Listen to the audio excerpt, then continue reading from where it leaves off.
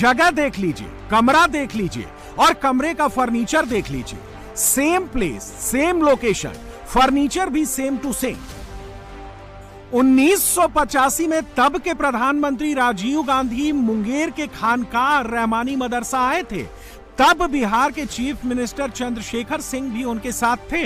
राजीव गांधी तब यहां खानकाह रहमानी के मौलाना मिन्नतुल्लाह रहमानी से मिले थे। 40 साल बाद 2025 में राहुल गांधी खानकाह रहमानी के चीफ मौलाना अहमद वली फैसल रहमानी से मिलने पहुंचे।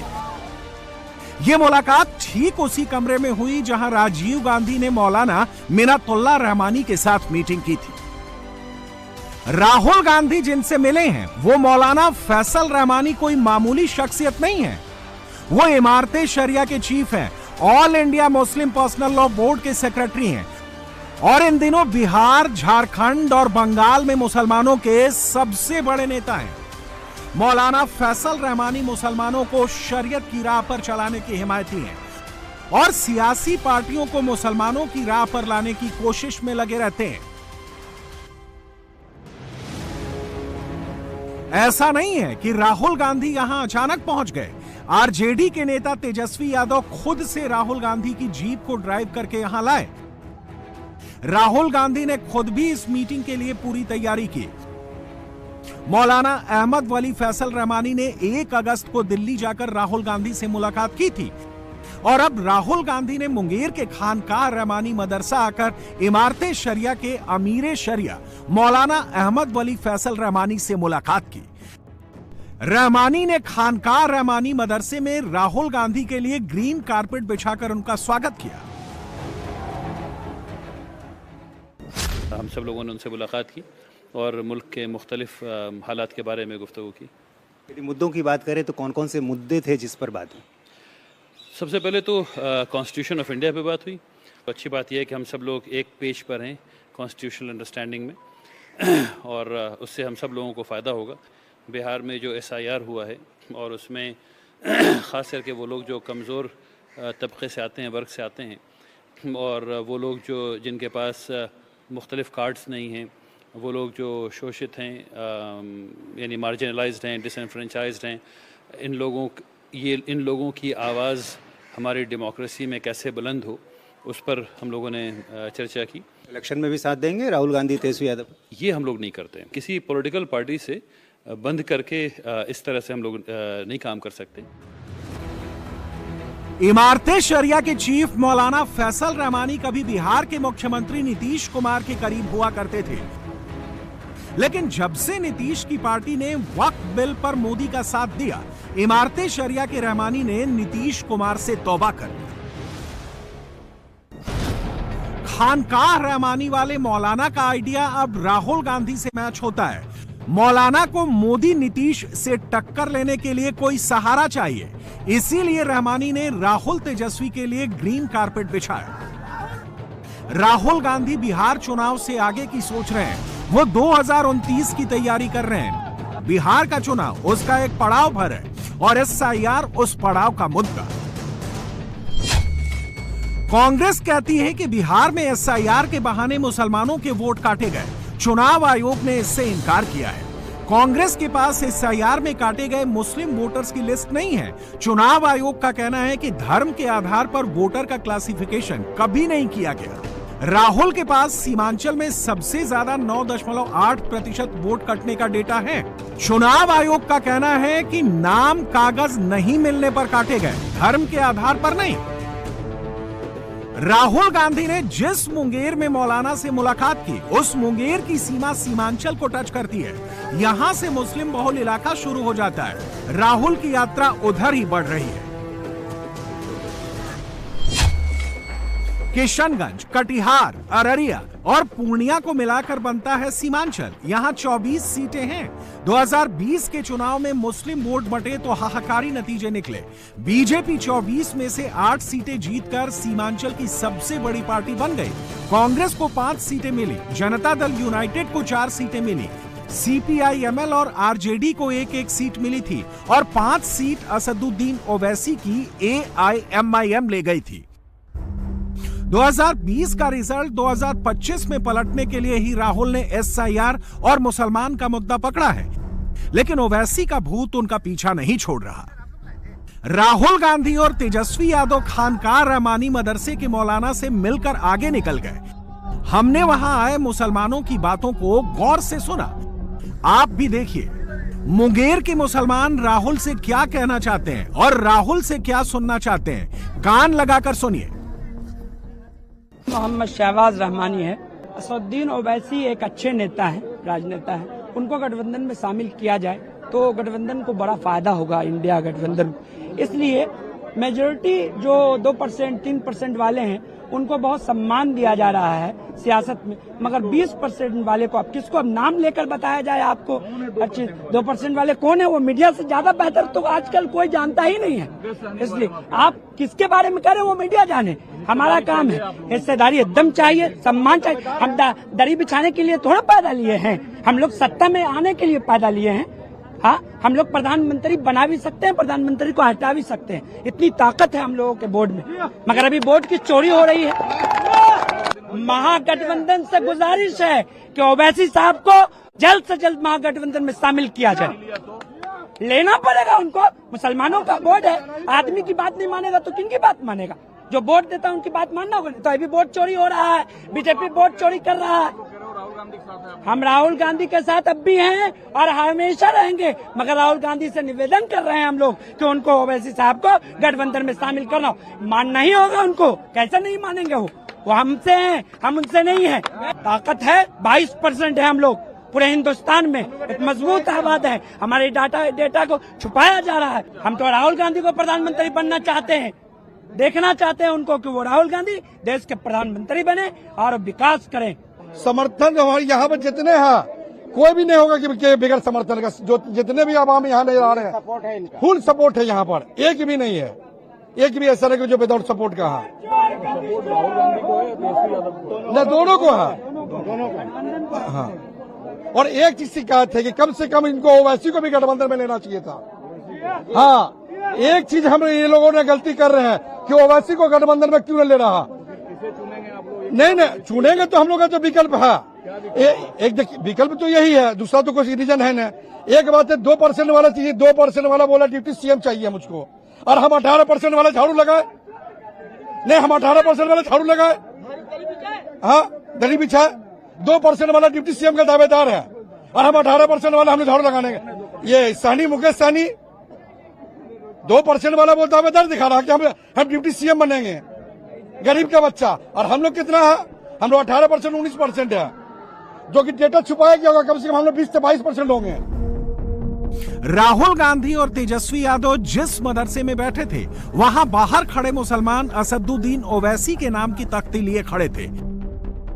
राहुल और तेजस्वी किसी भी तरह मुसलमान वोट जोड़ने के लिए निकले हैं। मुसलमानों के दिल में तो ओवैसी रहते हैं। मोहम्मद इस्लाम रहमानी जी, क्यों गठबंधन में शामिल नहीं किए? सड़क से लेकर संसद तक आवाज उठाएंगे ये मेरे लिए, तो हम इसके लिए इसका साथ नहीं देंगे तो किसका साथ देंगे? राहुल गांधी जी की रैली में आए हैं, मगर गठबंधन करने के लिए आए हैं, मेरे साथ गठबंधन किया जाए। उनसे भी मोहब्बत है, इसमें ऐसा कोई शक नहीं है, लेकिन असदुद्दीन ओवैसी साहब हर तरह की बात को हिंदू, मुस्लिम, सिख, ईसाई हर तरह के लोगों की बात को आगे रखते हैं। अब उनको अगर आगे शामिल नहीं कीजिएगा तो फिर नुकसान होगा। तो आप लोग समर्थन असदुद्दीन ओवैसी का? हाँ जी, यहाँ से उम्मीदवार देंगे वो? अब देंगे तो उनको साथ दिया जाएगा, और क्या। लगभग इसी समय सेंट्रल बिहार के गया में नरेंद्र मोदी की सभा चल रही थी। मौलाना रहमानी के साथ राहुल तेजस्वी की मुलाकात की खबर नरेंद्र मोदी को भी थी, इसलिए मोदी ने एसआईआर और मुस्लिम वोट की पूरी चर्चा 180 डिग्री घुमा दी।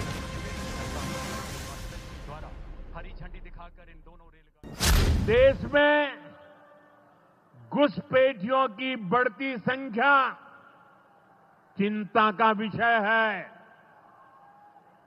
बिहार के सीमावर्ती जिलों में तेजी से डेमोग्राफी बदल रही है,